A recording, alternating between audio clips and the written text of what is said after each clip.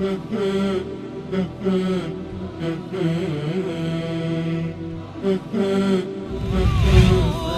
على الحسن العبقى فالورد تضوع واعتنقى حسن يا رب لنا الخلقا طهره فلا يحوي نزقا. اعوذ باللہ من الشیطان الرجیم. بسم اللہ الرحمن الرحیم.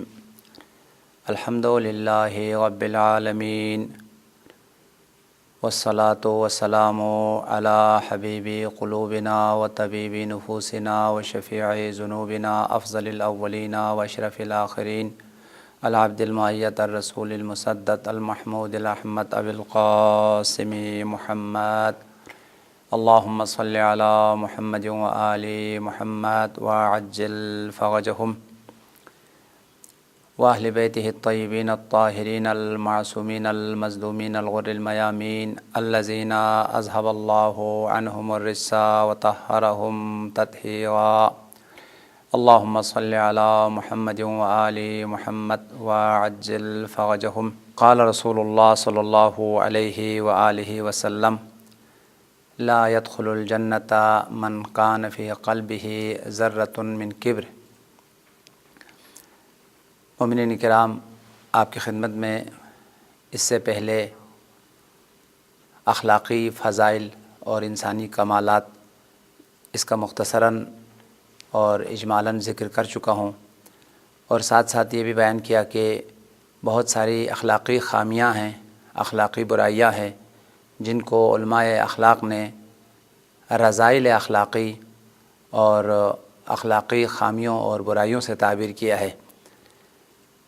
رذائل اخلاقی میں سے اور اخلاقی خامیوں میں سے اور اخلاقی برائیوں میں سے ایک اہم ترین بری صفت جس کی مذمت قرآن پاک کی متعدد آیات میں آئی ہے اور روایات میں بھی بہت زیادہ اس صفت کی مذمت کی گئی ہے، اور جس انسان میں بھی یہ صفت موجود ہو اس انسان کو جہنمی قرار دیا گیا ہے، اور وہ انسان مبغوض ہے عند اللہ، یعنی خدا کی بارگاہ میں انتہائی منفور اور مبغوض انسان ہے.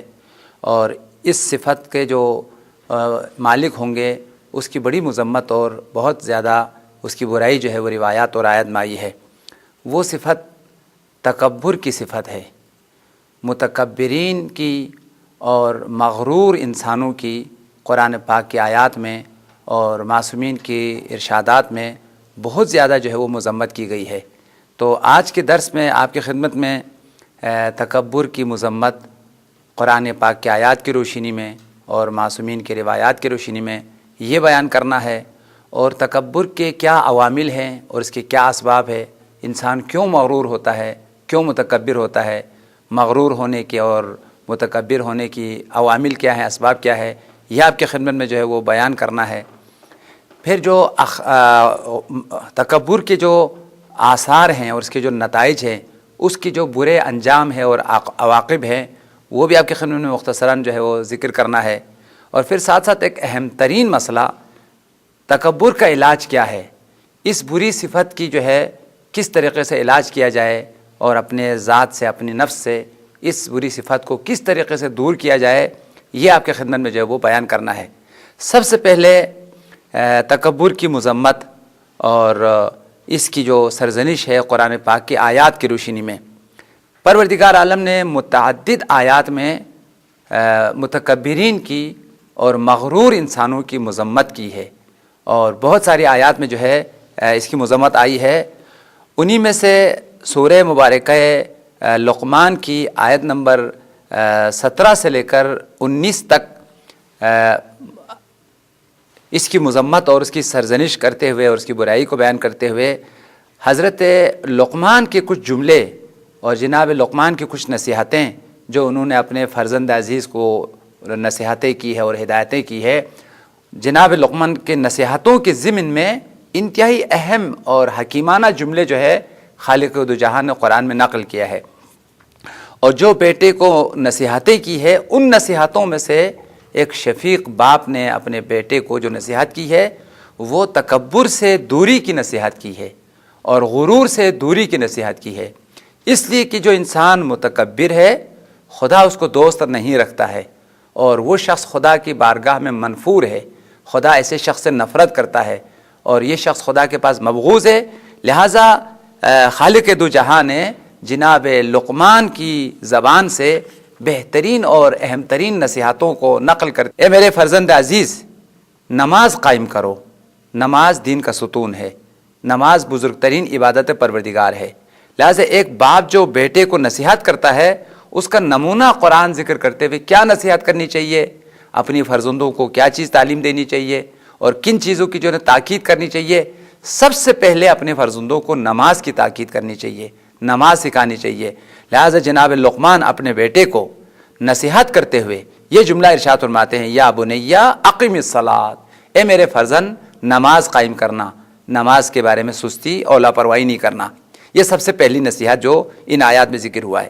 دوسری نصیحت وَأْمُرْ بِالْمَعْرُوفِ وَانْهَ عَنِ الْمُنْکَرِ، نیکیوں کو اپنانا ہے، نیک کاموں کو اپنانا ہے، نیک صفات کو اپنانا ہے اور اس کے بعد دوسروں کو بھی نیکی کی دعوت دینا ہے، جس کو اسلامی روایات کے مطابق امر بالمعروف کہتے ہیں۔ یعنی ایک اہم ترین فریضہ جو تمام مومنین کے لیے ضروری ہے، خود نیکی پر عمل پیرا ہو، نیک کاموں کو انجام دے، واجبات کو انجام دے، پھر اپنے ذات پر اکتفا نہ کرے، دوسروں کو بھی نیکی کی دعوت دے، اور اگر کوئی شخص غلط کام کر رہا ہے، کوئی برائی انجام دے رہا ہے تو اس برائی سے منع کریں، اس برائی سے جو اس کو روکیں، اور یہ واجبات میں سے ہے۔ ایسی بات نہیں کہ وہ برائی کرتا رہے، ہم کو کیا واسطہ ہے، وہ خود اپنی جہنم میں جائے گا۔ دین اس مسئلے کو پیش نہیں کرتا ہے۔ دین جس طرح تم اپنے لیے جنت کا فکر کرتے ہو اس کو بھی جنت میں لے جانے کی کوشش کرو۔ تم خود برائی نہیں کرتے ہو، اس برائی کرنے والے کو بھی روکنا تمہارے اوپر واجب اور لازم ہے۔ اس لیے خالق دو جہاں نے لقمان کی زبانی یہ نصیحتیں نقل کرتے ہوئے فرمایا، وَأْمُرْ بِالْمَعْرُوفِ وَانْهَ عَنِ الْمُنْکَرِ، ہمیشہ نیکیوں کی تعلیم دینا، لوگوں کو نیکیوں کی دعوت دینا، وَانْهَ عَنِ الْمُنْکَرِ، اور برائیوں سے، خامیوں سے، تمام جو پستیاں ہیں ان سے جو ہے لوگوں کو روکنا اور خود بھی برائیوں سے دور رہنا۔ وَاصْبِرْ عَلَىٰ مَا أَصَابَكَ، ایک اہم ترین نصیحت جو لقمان نے اپنے بیٹے کو کیا ہے، صبر اور استقامت کی تلقین کی ہے۔ دنیا میں مشکلات زیادہ ہیں، پریشانیاں ہیں، بیماریاں ہیں، ان پریشانیوں کے مقابل میں اور مشکلات کے مقابل میں صبر اور استقامت کے دامن کو کبھی ہاتھ سے جانے نہیں دینا ہے۔ وَاصْبِرْ، صبر کرو، عَلَىٰ مَا أَصَابَكَ، جتنی بھی تکلیفیں ہیں، مصیبتیں ہیں، مشقتیں ہیں، ان پر صبر کے ساتھ، استقامت کے ساتھ کام لینا ہے۔ فَإِنَّ ذَلِكَ مِنْ عَزْمِ الْأُمُورِ، یہ صبر اور استقامت یہ تمہاری پختگی کی علامت ہے، تمہاری ایمان کی علامت ہے۔ پھر تکبر سے ان کو نصیحت نہیں کرتے ہوئے، تکبر سے روکتے ہوئے اور تکبر کی مذمت کرتے ہوئے فرمایا، وَلَا تُسَعِّرْ خَدَّكَ لِلنَّاسِ، تم لوگوں سے لاپرواہی کرتے ہوئے روگردانی نہیں کرنا، اپنے چہرے کو نہیں موڑنا، لوگوں سے روگردانی نہیں کرنا، لاپرواہی کرتے ہوئے، جیسے عام طور پہ ہوتا ہے، کوئی ایک فقیر ہے، کوئی غریب ہے، ایک انتہائی جو ہے وہ غریب انسان آیا ہے تو اس سے لاپرواہی کر لیتے ہیں، اس کا کوئی اعتنا نہیں کرتے، اس کو کوئی پرواہ نہیں کرتے، منہ پھیر دیتے ہیں اور اس کو کوئی اہمیت نہیں دیتے۔ اس چیز کی منع کرتے ہوئے فرمایا، لا تسعر خدک للناس، اپنے چہرے کو لاپرواہی کرتے ہوئے، بے اعتنائی کرتے ہوئے لوگوں سے نہیں پھیرنا۔ اگر غریب ہو، فقیر ہو، امیر ہو، کوئی بھی انسان ہو، اس کے ساتھ تواضع کے ساتھ پیش آؤ، ادب کے ساتھ پیش آؤ، احترام کے ساتھ پیش آؤ، اس کو سلام کرو اور اس کی تعظیم کرو، اس کا احترام کرو۔ ایسا نہیں کہ لاپرواہی کرتے ہوئے، بے توجہی کرتے ہوئے اس سے رخ کو پھیر لے، اس سے اپنا چہرہ جو ہے وہ موڑ لے، ایسا کام نہیں کرنا، اور یہ قرآن نے منع کیا ہے۔ وَلَا تُسَعِّرْ خَدَّكَ لِلنَّاسِ، اور اپنے چہرے کو لوگوں سے نہیں پھیرنا بے اعتنائی کرتے ہوئے۔ وَلَا تَمْشِ فِي الْأَرْضِ مَرَحًا، اور زمین پر اکڑ کے، تکبر کر کے، غرور کرتے ہوئے نہیں چلنا۔ جب تم زمین پہ چلو گے تو متواضعانہ انداز سے، انتہائی باادب طریقے سے، انتہائی تواضع اور فروتنی کے ساتھ زمین پہ چلا کرو، غرور کے ساتھ اکڑ کے زمین پر نہ چلنا۔ جیسے سورہ مبارکہ فرقان میں آیا ہے، مومنین کی چلنے کے انداز کو بیان کرتے ہوئے اور مومنین کی فروتنی اور تواضع کو بیان کرتے ہوئے سورہ مبارکہ فرقان کی آیت ہے، الذین یمشون علی الارض ہونا واذا خاطبهم الجاہلون قالوا سلاما۔ 11 علامتیں بیان کی ہے سورہ فرقان میں مومنین کی یعنی 11 صفات اور 11 ان کی علامات اور ان کے اوصاف کو بیان کیا گیا. ان میں سے ایک اہم ترین علامت فروتنی ہے، تواضع ہے. مومن مغرور نہیں ہوتا ہے، مومن متکبر نہیں ہوتا ہے، بلکہ مومن متواضع ہوتا ہے، تواضع کے ساتھ پیش آتا ہے، لوگوں کو سلام کرتا ہے، احترام کے ساتھ پیش آتا ہے، انکساری کے ساتھ جنوں پیش آتا ہے. الذین یمشون علی الارض ہونا، اہل ایمان اور مومن واقعی وہ ہے جو زمین پر انتہائی تواضع کے ساتھ اور انکساری کے ساتھ چلتا ہے. اور جب کوئی سامنے کوئی جاہل بھی اگر آ جائے تو اس کو سلام کرتا ہے. عالم کی بات چھوڑیں، بزرگ ہستیاں، بزرگ جو شخصیتیں ہیں ان کو تو سلام کرنا فرض سمجھتے ہیں. جاہل بھی جب اس کے سامنے آتا ہے وَإِذَا خَاطَبَهُمُ الْجَاهِلُونَ قَالُوا سَلَامًا، جب جاہل ان کے سامنے آتے ہیں تو اس کو سلام کر کے جو ہے نا وہ گزرتے ہیں. لہٰذا زمین پر چلنے کا انداز جو قرآن نے بیان کیا ہے وہ تواضع اور فروتنی کے ساتھ، احترام اور ادب کے ساتھ چلا کرو. لا تمشی فی الارض مرحا، اور زمین پر غرور کے ساتھ اور اکڑ کے جو ہے مغرورانہ طریقے سے نہیں چلنا. ان اللہ لا يحب کل مختال فخور. پھر متکبر جو انسان ہے اس کی انجام اور اس کی عاقبت کو بیان کرتے ہوئے فرمایا پروردگار عالم کبھی بھی مغرور انسان کو نہیں چاہتا، ان سے کبھی محبت نہیں کرتا، ان کو کبھی دوست نہیں رکھتا. اور ان لوگوں سے خدا جو ہے وہ نفرت رکھتا ہے. کن لوگوں سے؟ ان اللہ لا يحب کل مختال. مختال کے معنی ہے وہ انسان جو خیال کرتا ہے، فکر کرتا ہے، گمان کرتا ہے کہ خود دوسروں سے افضل ہے. اصلاً تکبر کی تعریف میں علماء اخلاق نے بیان کیا ہے، تکبر کی تعریف یہ ہے ہر انسان جو دوسروں سے اپنے آپ کو افضل سمجھے، اپنے آپ کو بہتر سمجھے، اپنی فکر کو دوسروں کی فکر سے بہتر سمجھے، اپنے آپ کو دوسروں سے عالم سمجھے، اپنے آپ کو دوسروں سے متقی سمجھے، اور اپنے آپ کو دوسرے سے جو ہے نا وہ لائق سمجھے، دانا سمجھے، یہ شخص متکبر ہے. لہذا تکبر کی تعریف میں علماء اخلاق نے لکھا ہے تکبر یعنی دوسرے سے اپنے آپ کو برتر سمجھنا، دوسرے سے اپنے آپ کو بہتر سمجھنا، یا دوسرے سے اپنے آپ کو اعلیٰ سمجھنا کسی بھی وجہ سے. یوں سمجھے کہ میں خاندان کے لحاظ سے اس سے میں افضل ہوں، علم کے لحاظ سے میں اس سے جو ہے وہ افضل ہوں، مال کے لحاظ سے میں اس سے افضل ہوں، یا مثال کے طور پر قابلیت کے لحاظ سے میں افضل ہوں. کسی بھی وجہ سے کوئی انسان اپنے آپ کو بہتر اور افضل سمجھے اس کو روایات میں جو ہے متکبر کہا گیا ہے. حضرت صادق آل محمد کا فرمان میں ہے من رأى ان له فضلا علی الآخرین فهو متکبر. ہر وہ شخص جو یہ سمجھتا ہے دوسروں پر مجھے برتری حاصل ہے، مجھے فضیلت حاصل ہے، کسی بھی وجہ سے خاندانی لحاظ سے اپنے آپ کو بہتر سمجھے، علم کے حوالے سے اپنے آپ کو بہتر سمجھے، یا مثال کے طور حسن کے حوالے سے، جمال کے حوالے سے، یا مقام اور منصب کے حوالے سے میں دوسروں سے بہتر ہوں، میں دوسروں سے افضل ہوں، یہ فکر، یہ نظریہ کسی انسان میں بھی آ جائے تو مولا نے فرمایا یہ متکبر ہے. اور ایسے انسان کو خدا جو ہے وہ نہیں چاہتا، بلکہ خدا ایسے لوگوں سے نفرت کرتا ہے.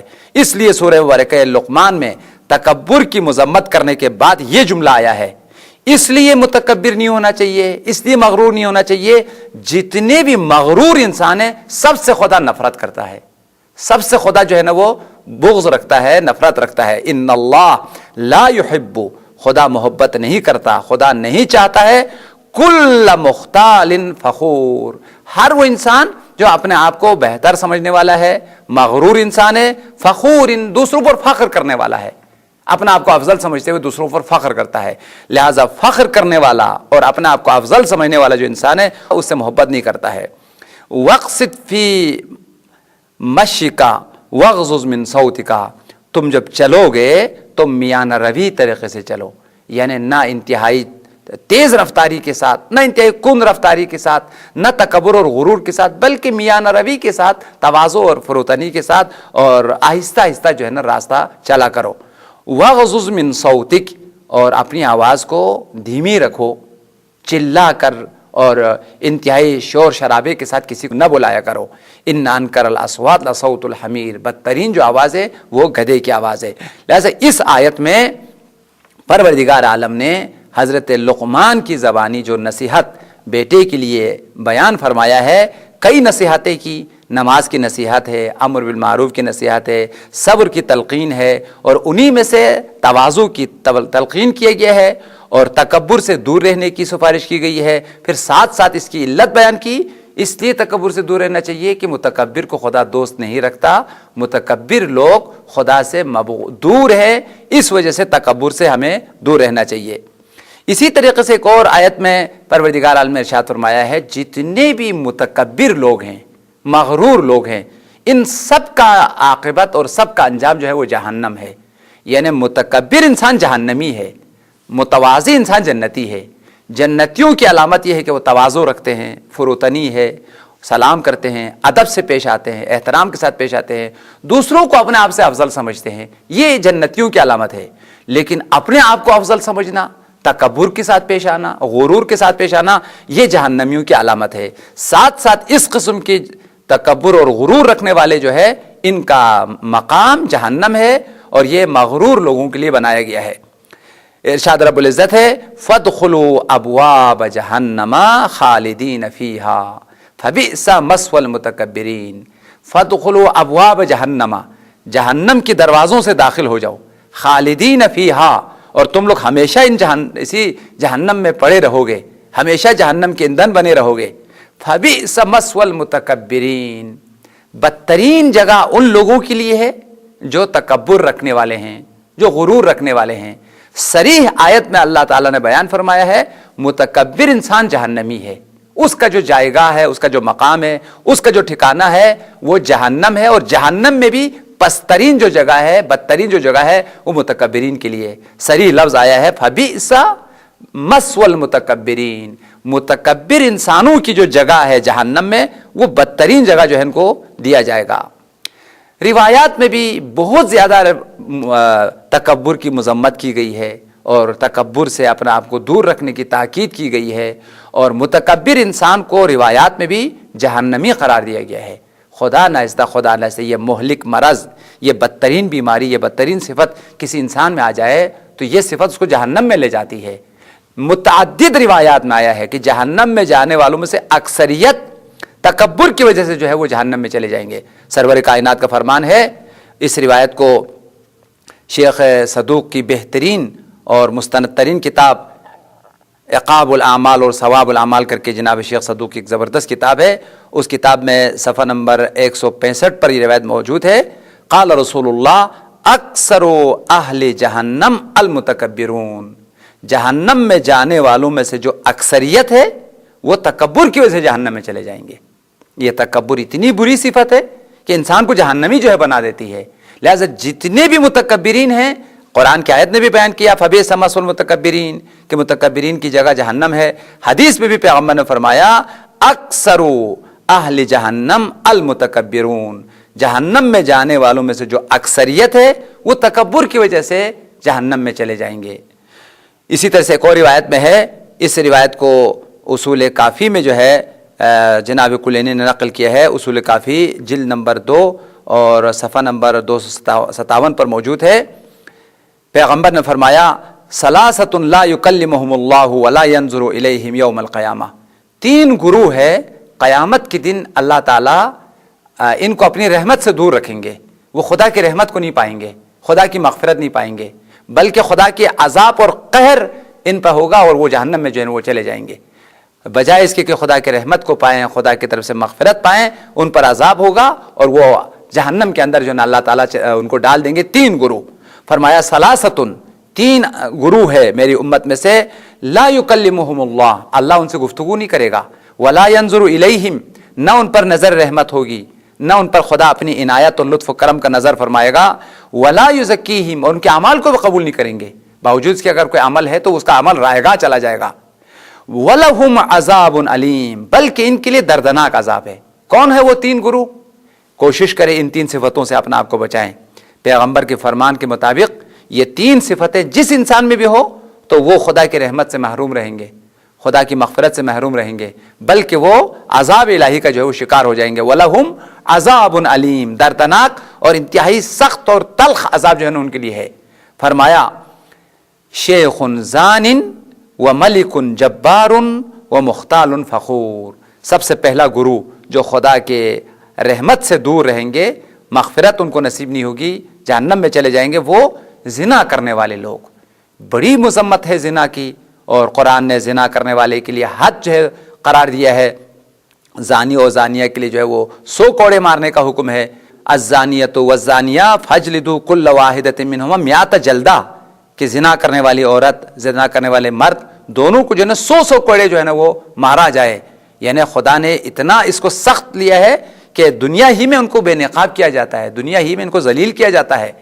بہت سارے گناہ ہیں جن کے عذاب کو, عقاب کو خدا نے آخرت میں رکھا ہے, آخرت میں اس کا عقاب ہے, خدا جانے وہ گناہگار جانے. لیکن بہت سارے گناہ ہیں خدا نے ان کو دنیا ہی میں اس کو عذاب دیا ہے, اس کو عقاب میں مبتلا کیا ہے, اس پر حد جاری کرنے کے لیے کہا گیا ہے. انہی گناہوں میں سے زنا ہے کہ جس کو خدا نے دنیا میں ہی حد جاری کرنے کے لیے کہا اور 100 کوڑے مارے جائے گا. لہٰذا اس روایت میں آیا ہے جتنے بھی زناکار ہوں گے وہ خدا کی رحمت سے محروم رہیں گے, ان کا جو مقام ہے وہ جہنم ہے. خاص طور پر وہ لوگ جو بوڑھے ہونے کے باوجود وہ زنا کر رہا ہے, یعنی جوانی کی طاقت ختم ہو گئی ہے, اب بوڑھا ہو گیا, اس کو توبہ کرنا چاہیے, اب اس کو قبر یاد کرنا چاہیے, اب اس کو آخرت کی تیاری کرنی چاہیے. وہ قبر یاد کرنے کے بجائے, توبہ کرنے کے بجائے اور عبرت حاصل کرنے کے بجائے اب بوڑھا ہونے کے باوجود جو ہے نا وہ زنا کر رہا ہے. روایت میں آیا ہے شیخ زان, وہ بوڑھا انسان جو عبادت اور اطاعت کے بجائے جو زنا کر رہا ہے, اس کو خدا نہیں بخشے گا, اس پر خدا نظر رحمت نہیں کرے گا بلکہ اس کو جہنم میں ڈال دے گا. یہ پہلا گروہ. دوسرا جو ہے وہ ملک جبار, ظالم لوگ, خاص طور پر ظالم ستمگر بادشاہ, ظالم حکمران جو لوگوں کے اوپر ظلم کرتے ہیں اور اپنے عوام پر جو ہے نا وہ ظلم کرتے ہیں, عوام کے حق کھا جاتے ہیں اور عوام کی جو سرمایہ ہے اور عوام کی جو مال ہے, دولت ہے, اس کو ناجائز طریقے سے غصب کر لیتے ہیں, کھا لیتے ہیں. اس قسم کی جو ظالم اور ستمگر بادشاہ ہے یہ قیامت کے دن عذاب الہی میں مبتلا ہوں گے, خدا کی رحمت سے جو ہے وہ دور رہیں گے. ظلم بھی ایک بہت بڑی جو ہے برائی ہے اور صفت ہے, جو کسی انسان میں آ جائے تو یہ خدا کے رحمت سے دور ہو جاتا ہے اور جنت سے دور ہوتا ہے اور اولیاء الہی سے دور رہتا ہے. لہٰذا عدل اور انصاف کو ہمیشہ اپنانا چاہیے اور ظلم سے اور کسی کے ناجائز حق کھانے سے اپنے آپ کو بچانا چاہیے. تیسرا جو ہمارے موضوع بحث میں ہے کہ جو قیامت میں خدا کے رحمت سے اور مغفرت سے دور رہیں گے, مختال فخور, وہ انسان جو متکبر ہے, مغرور ہے. اہل تکبر کو خدا قیامت کے دن عذاب میں مبتلا کریں گے, وہ خدا کے رحمت سے جو وہ دور رہیں گے. تکبر انسان کی ذلت اور رسوائی کا سبب ہے, پستی اور حقارت کا سبب ہے, اور اس کے مقابل میں تواضع اور فروتنی عزت اور بلندی کے سبب ہے.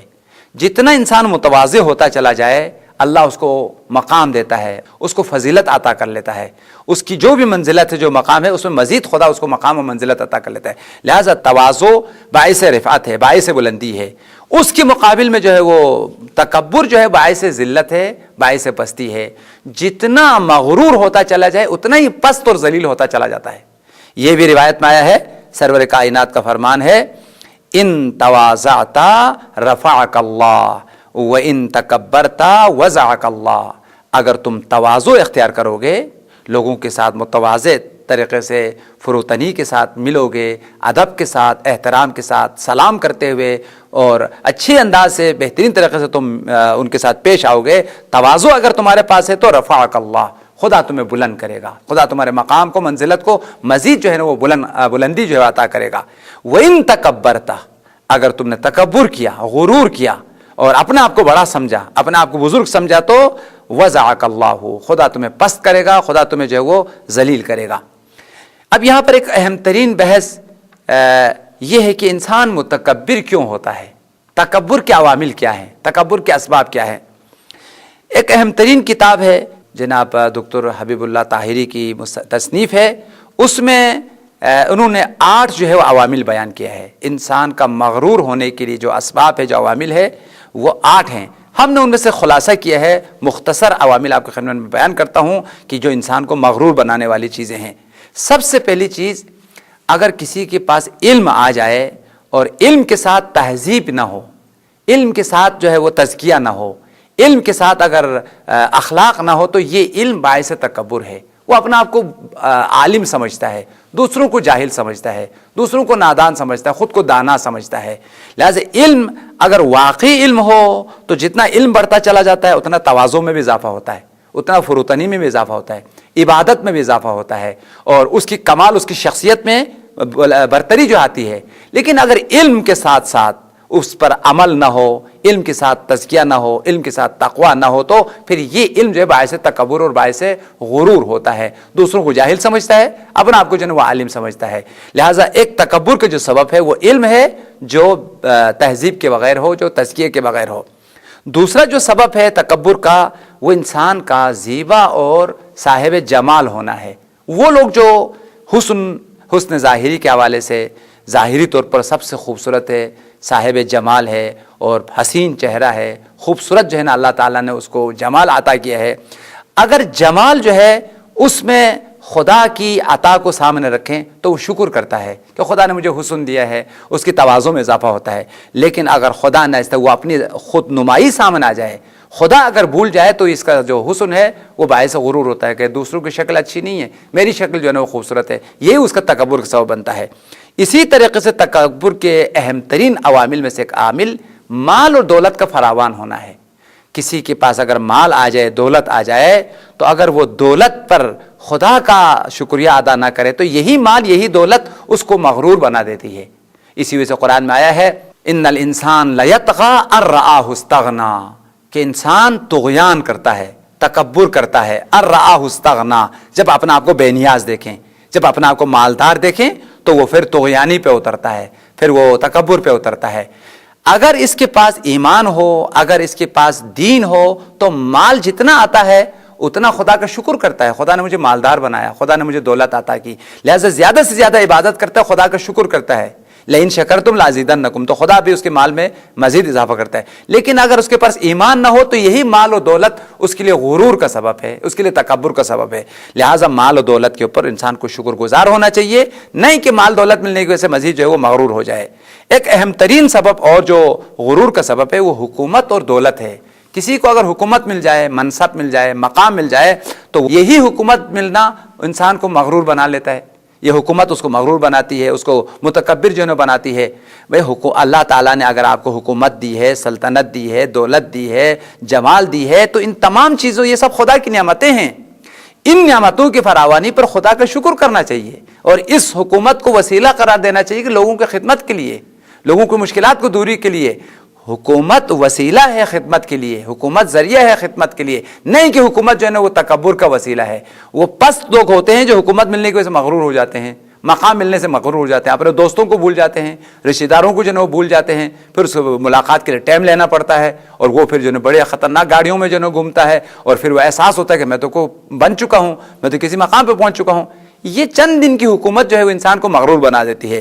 اسی وجہ سے روایات میں آیا ہے کہ انسان یہ جو چیزیں ہیں ان کو عارضی نگاہ سے دیکھیں۔ مال بھی عارضی ہے، دولت بھی عارضی ہے، حکومت بھی عارضی ہے، یہ سب چیزیں چھن جانے والی چیزیں ہیں، ختم ہونے والی چیزیں ہیں۔ وہ چیز جو ابدی سرمایہ ہے وہ اس کا ایمان ہے، وہ اس کی معرفت ہے، وہ اس کا تقویٰ ہے۔ لہٰذا انسان کو نہ مال سے برتری حاصل ہوتی ہے، نہ جمال سے برتری ہوتی ہے، نہ کسی بڑے خاندان میں ہونے سے برتری ہوتی ہے، نہ حکومت سے، نہ دولت سے۔ اگر کسی کو کوئی برتری ہے، کسی کو کوئی فضیلت ہے، تو وہ تقویٰ کی وجہ سے ہے، وہ ایمان کی وجہ سے ہے، وہ عمل کی وجہ سے ہے، وہ بہترین جو ہے وہ کردار کی وجہ سے ہے۔ اسی وجہ سے سرور کائنات ختمی مرتبت رحمت للعالمین کا فرمان ہے ان اباکم واحد وان دینکم واحد وان امکم واحد وانکم الیہ ترجعون لا فضل لعربی علی عجمی ولا لاسود علی ابیض الا بالتقوی۔ فرمایا تمہارا دین بھی ایک ہے، تمہارا پروردگار بھی ایک ہے، تم سب کا باپ بھی ایک ہے، تم سب کا ماں بھی ایک ہے، اور تم سب کو خدا کی بارگاہ میں پلٹ کے جانا ہے۔ کسی کو کسی پر برتری نہیں ہے، نہ عرب کو عجم پر فضیلت ہے، نہ عجم کو عرب پر فضیلت ہے، نہ کالے کو سفید پر برتری اور فضیلت ہے، نہ سفید کو کالے پر فضیلت ہے۔ یہ رنگ ہے صرف، اس کی کوئی فضیلت کو برتری نہیں ہے۔ کوئی انسان فرض کرتے ہیں سفید ہے تو یہ سفید کا ہونا کوئی فضیلت تھوڑی ہے، اللہ نے اس کو سفید بنایا ہے۔ ایک آدمی جو ہے سیاہ ہے، حضرت بلال سیاہ تھا، لیکن ایسی عظمت پروردگار عالم نے ان کو عطا کی کہ پیغمبر کا جو ہے وہ مؤذن جو ہے بنا دیا۔ لہذا پیغمبر نے فرمایا ان چیزوں سے کسی کو فضیلت نہیں ملتی ہے، اگر فضیلت ہے تو تقویٰ کی وجہ سے ہے، دینداری کی وجہ سے ہے اور دین پر عمل کرنے کی وجہ سے ہے۔ لہٰذا تکبر صرف اور صرف انسان کا فکر ہے اور خیال ہے کہ مال کا ملنا برتری کا سبب ہے، دولت کا ملنا برتری کا سبب ہے، حکومت کا ملنا برتری کا سبب ہے، یہ کسی بڑے خاندان سے ہونا برتری کا سبب ہے۔ یہ سب چیزیں اسلامی روایات کی روح سے، اسلامی روایت کی روشنی میں کوئی برتری کا سبب نہیں ہے۔ اگر کسی کو کسی پر اگر فضیلت ہے تو ایمان کی وجہ سے، معرفت کی وجہ سے، دین کی وجہ سے، بہترین کردار کی وجہ سے، اخلاق کی وجہ سے، تواضع کی وجہ سے، تقوی کی وجہ سے، یہ معیارات ہیں، ان کو حاصل کرنے کی کوشش کریں۔ اور یہ جو بدترین صفت تکبر ہے، اس سے اپنا آپ کو بچانے کی اور اپنے آپ کو پاک کرنے کی کوشش کریں۔ خدایا پروردگار، تیرے انبیاء کا واسطہ، تیرے اولیاء کا واسطہ، خدایا تیرے برگزیدہ اور بہترین اور کامل ترین انسانوں کی حرمت اور عظمت کا واسطہ، ہمیں تمام برائیوں سے، تمام اخلاقی رذائل سے، خاص طور پر تکبر کی اس مہلک مرض سے نجات پیدا کرنے کی توفیق عطا فرما۔ خدایا ہمیں متواضع بننے کی اور ایک انتہائی باعمل اور با کردار انسان بننے کی توفیق عطا فرما۔ اسلامی روایات پر، آل محمد کی تعلیمات پر عمل کر کے تیری رضا اور تیرے خوشنودی کو اور آل محمد کی شفاعت کو پانے کی توفیق عطا فرما۔ خدایا پروردگار، رمز بقائے کائنات، سر پنہان الہی، بقیت اللہ الاعظم، مستحق بشریت حضرت امام زمانہ کے ظہور میں تعجیل فرما۔ ربنا تقبل منا بجاہ محمد وآل طیبین الطاہرین، اللہم صلی علی محمد وآل محمد وعجل فرجہ۔